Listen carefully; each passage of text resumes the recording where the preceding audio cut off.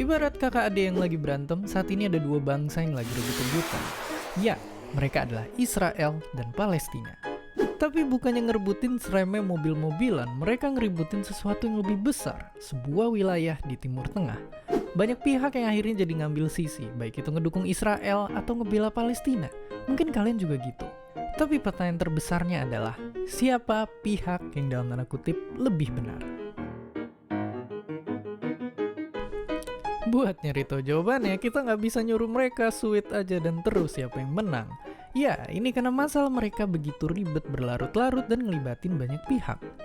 Intinya, buat gambaran, inilah peta Israel-Palestina yang lagi diributin saat ini, yang udah kayak puzzle berantakan. Pihak Palestina ngerasa kalau wilayahnya kian tahun semakin mengecil karena diambil Israel. Di sisi lain, Israel nganggep kalau wilayah ini ya emang punya mereka. Dan masalahnya juga makin diperparah karena kedua belah pihak yang sama-sama ngeklaim kota satu ini sebagai ibu kotanya. Oke, sebelum kalian juga ikutan perang di kolom komentar, mari langsung kita bahas. Jadi, sebenarnya pihak mana yang benar? Biar adil, mari kita bahas satu-satu. Pertama, dari sisi Palestina. Sebenarnya Palestina punya sejarah yang panjang. Tapi kalau ditarik dari awal pertikaian, dia ini sebenarnya adalah wilayah dari sebuah kekaisaran yang mayoritas beretnis Arab. Singkat cerita, gara-gara kalah perang dunia, wilayah Palestina jadi masuk ke bagian negara Eropa satu ini. Dan dari sini ternyata masalah mulai muncul.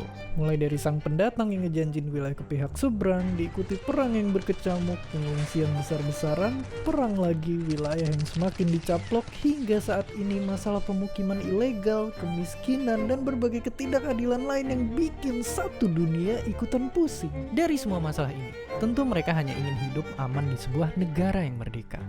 Walaupun kelihatannya, perjuangan mereka masih panjang.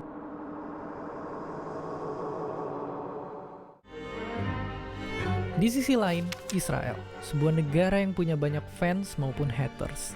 Sama kayak tetangganya, selain punya sejarah yang panjang, Israel juga punya sejarah yang kelam.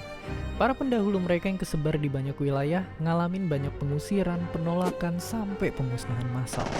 Tentunya ini nimbulin rasa pedih dan persaudaraan di antara mereka. Keinginan untuk punya rumah sendiri pun akhirnya muncul.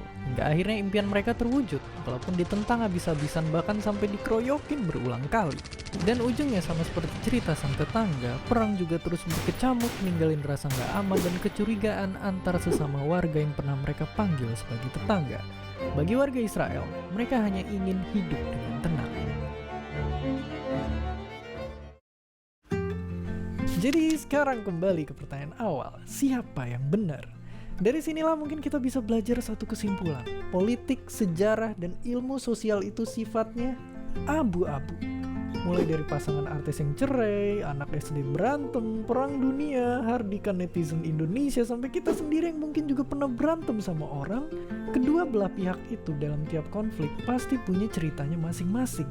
Makanya jawaban jujurnya adalah dua-duanya benar menurut mereka masing-masing. Dan video ini ataupun kok bisa susah banget nyimpulin hal kayak ginian. Coba jadiin video ini jangan kayak WhatsApp hoax yang langsung gak ada jawabannya. Justru coba jadiin video ini bagi yang tertarik tentunya sebagai pemicu buat kalian. Minimal buka Wikipedia dan baca konflik ini dari awal sampai hari ini tuh gimana.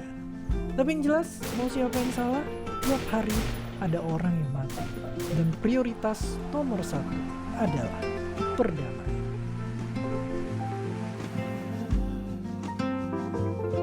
Pada akhirnya penjajahan di atas dunia harus dihapuskan dan merdeka adalah hak segala bangsa. Tapi itu nggak cuma berlaku untuk Israel atau Palestina aja, karena nyatanya masalah ini bukan satu-satunya di dunia.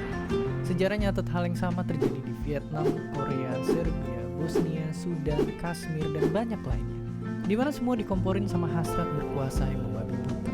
Akankah pertikaian ini berakhir? Nggak ada yang tahu. Jawabannya yang jelas seperti apa kata penulis ini, nggak akan ada satu perang pun yang bisa mengakhiri semua peperangan. Dan seperti biasa, terima kasih.